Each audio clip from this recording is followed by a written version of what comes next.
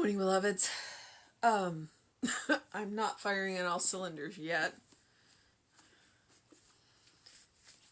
I'm awake, but not conscious yet. All right. It is Sunday, November 8th, and our title is Attraction.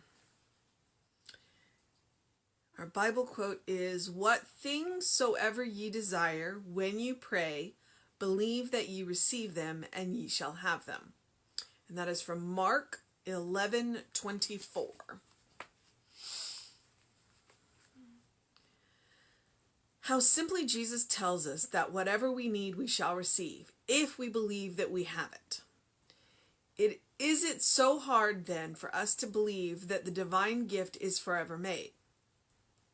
Prayer is a sincere desire of the intellect to enter into a conscious union with the divine presence and to receive direct from it every good thing that makes life worthwhile.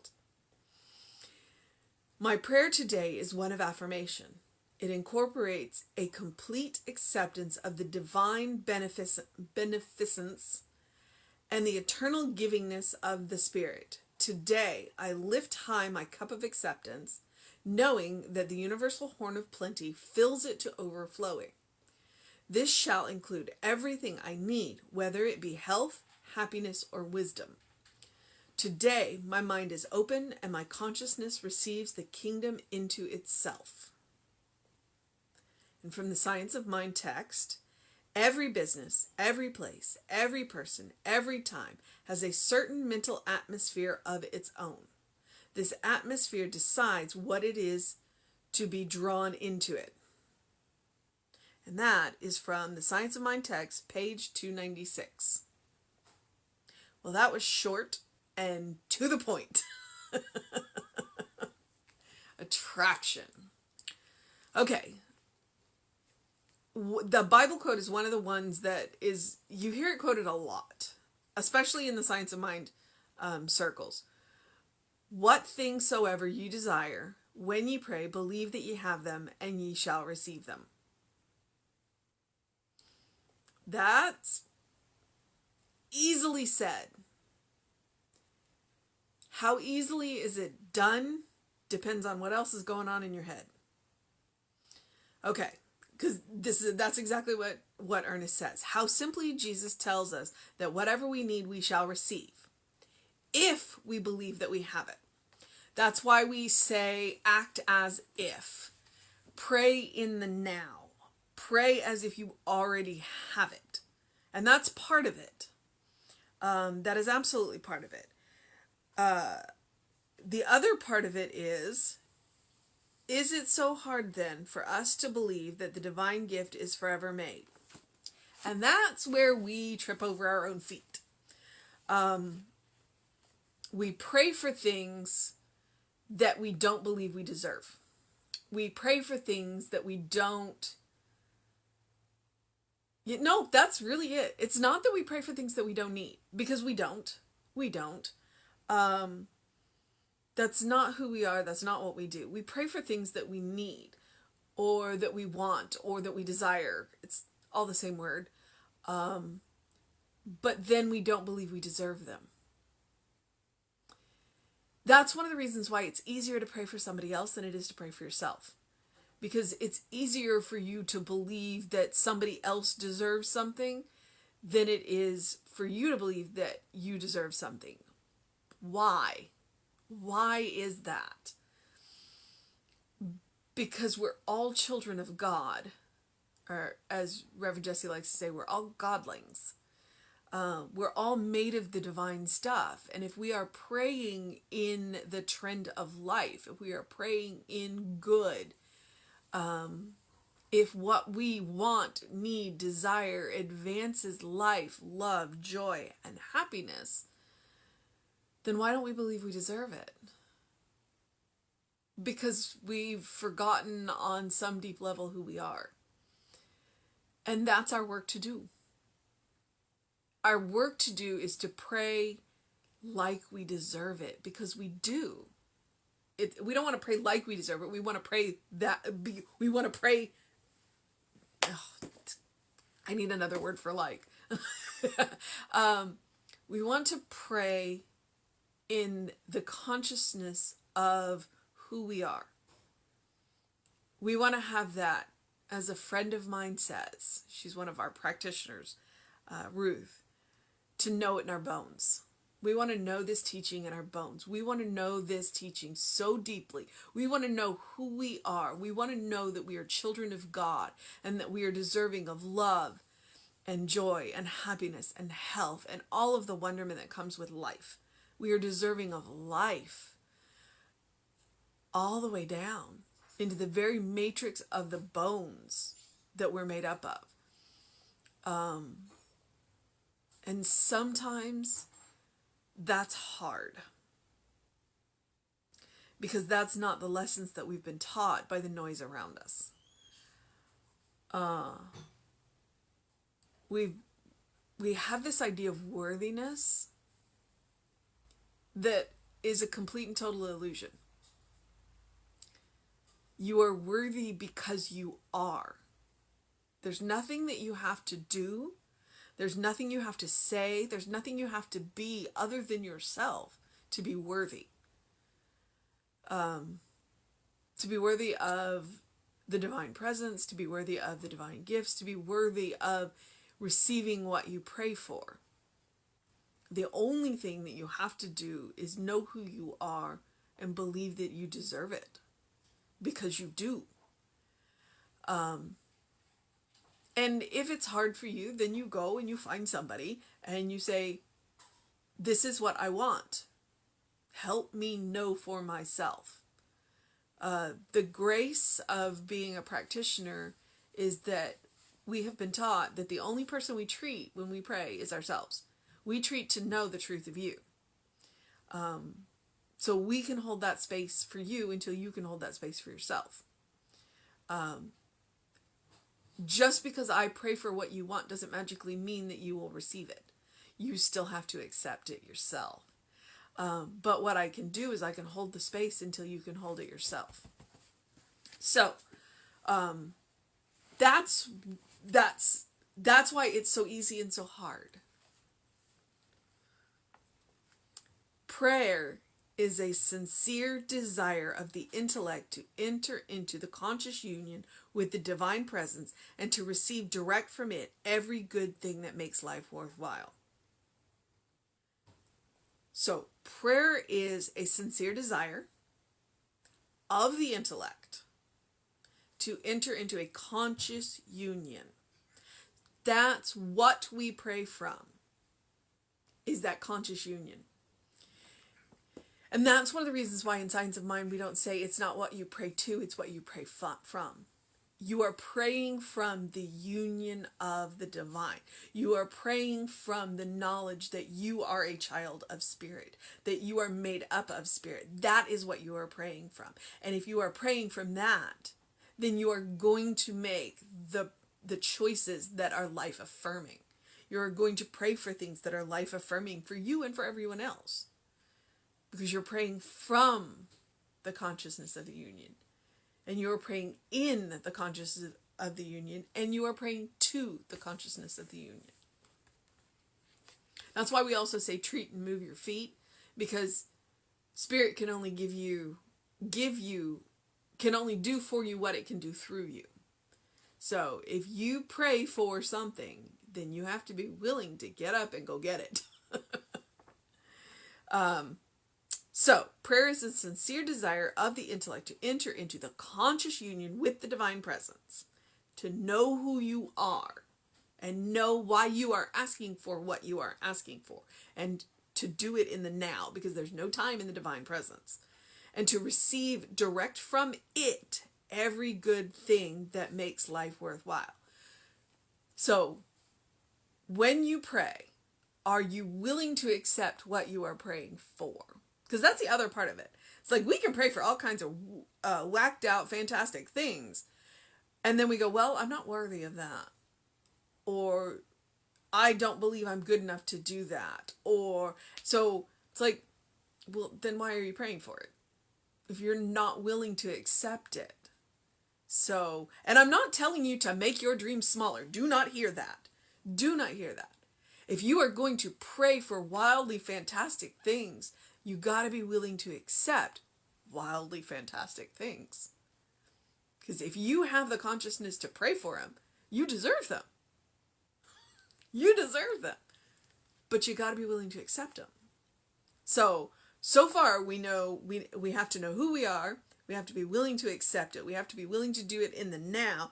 And we have to accept that we are worthy, no matter how small or how wildly fantastic our dreams are, our prayers are.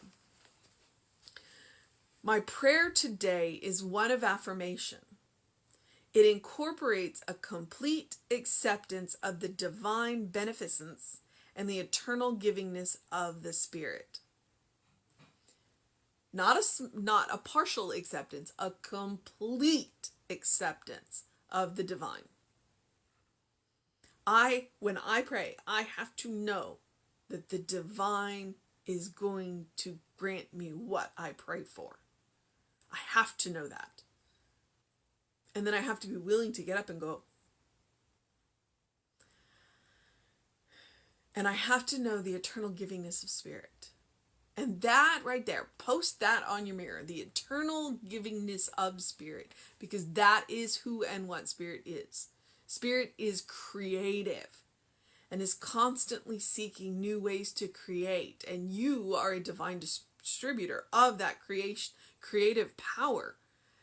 And so have those wildly fantastic dreams and see what they create. Because that's really what life is. Life is constant creation. And we get to be a part of that. We get to create and to love and to fill the world with life and joy and happiness and wonderment. Today, I lift my cup of acceptance, knowing that the universal horn of plenty fills it to overflowing. If you're familiar with any of the, I'm going to use the word mythology around the horn of plenty. The horn of plenty is kind of small, but it's never ending. It's like, it never runs out. It never runs out. That means that when you lift your cup of acceptance, it doesn't matter how big or small your cup of acceptance is, the horn of plenty will fill it and fill it to overflowing. So why not get a bigger cup? Why not be willing to accept more?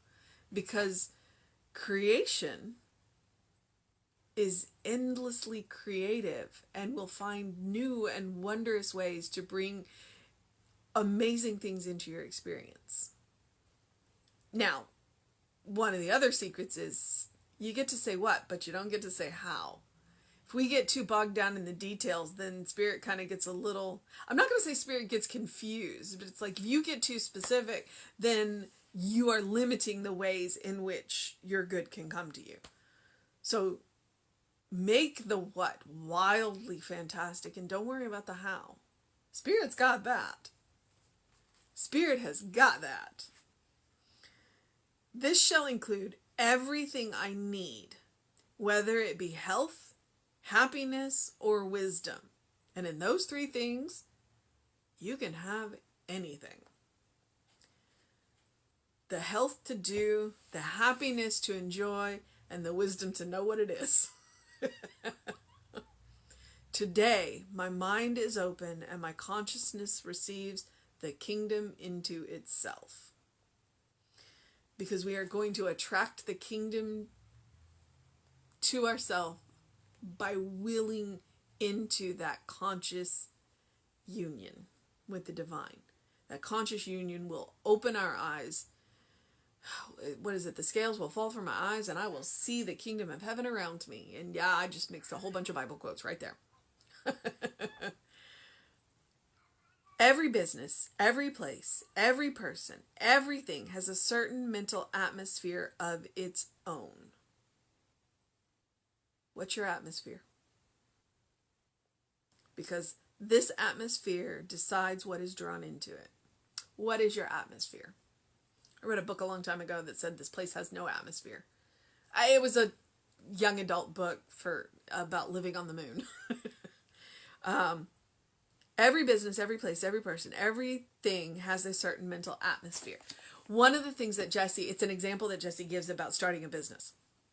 And he says, when you are treating and you are creating this business, don't create the business today as it is now. Don't start there. Start 5 years into the business when the business is successful. Imagine that it is successful. Imagine that it is full of customers. Imagine that the customers are happy and that the customers are finding exactly what they need. Imagine the amazing products on the shelf, not coming to the shelf, but on the shelf. So when you do these prayers, when you treat for these things, treat for them. I'm not going to say 5 years, but that was his example. In the future, what is it that you want? And treat it as now. Happy customers. Because create the atmosphere of the business that you want. A store full of people. I work in a store, so it's a good example for me. A store full of people with baskets full of product that they want and need. And shelves full of product and happy music playing in the background. I like that. Envision that. So what is it that you want? If you want to be an author, then envision being at a book signing with lines of people waiting to have the book autographed by you. Or if you are a musician and then envision, whatever size venue, because I'm not going to put you straight into the Toyota Center. Do you want to play small clubs? Do you want to play outdoor fairs? What do you want to do? Envision that. Don't envision where you start. Envision where you want to be. And let that mental atmosphere attract all of the how to get you where you want to be. And that's how it is. Dream big. Dream as big as you want. And if you have a small dream, great. Don't let me talk you into some wild imagination if what you want is a small dream. Dream what's right for you. And our mission today, should we choose to accept it, is to believe that the divine gift is forever made. Forever made. That we are worthy. Just by virtue of being children of God. Just by virtue of being those godlings. So, I'm going to encourage you to do something loving for yourself, do something kind for yourself, do something compassionate for yourself. Today and every day. Because you are worthy. Because you are a beloved child of Spirit, in whom Spirit is well pleased. Now and forever. There is nothing you can do to change that. Because that's called grace. And I encourage you to lift up your cup of acceptance and allow that horn of plenty to fill it up. Fill it to overflowing. Fill it until you know that you've got what you need to do and be what you want to be. Because what you are is a child of God. So, I have not been outside today. It looks like it's going to be an amazing day. We may have some cloud cover today, which is cool. Literally, the sun can make it kind of warm. So do something to engage your mind and your body today. Do something that reminds you that you live in the kingdom of heaven now. Open your windows, your actual physical windows. Allow the breath of fresh air to come in, to blow out the cobwebs, to blow out the dust that has settled in those unused places that you haven't looked at in a while. And allow the windows of your soul to be open so that the breath of heaven is more like a gale to remind you that you are in heaven now. And do what you need to do to have a wonderful day. All right, beloveds? Rita says hi. All right. Reverend David will be on with you around 5 p.m. today. I will be back with you at 9 a.m. Tomorrow. But at 11 a.m., so a short hour and 40 minutes away, Danielle will be on with us. And I've heard a little bit of her idea, and it's going to be good. I mean, she's a fantastic speaker. If you've heard her do any poetry, she is a fantastic speaker. You will really enjoy her. We are letting Reverend Jesse rest after he taught a class this weekend. So, but he will be back with you. He'll be there. He'll be there. You'll get to see him. So do what you need to do to make it a fantastic day, and know that you are loved.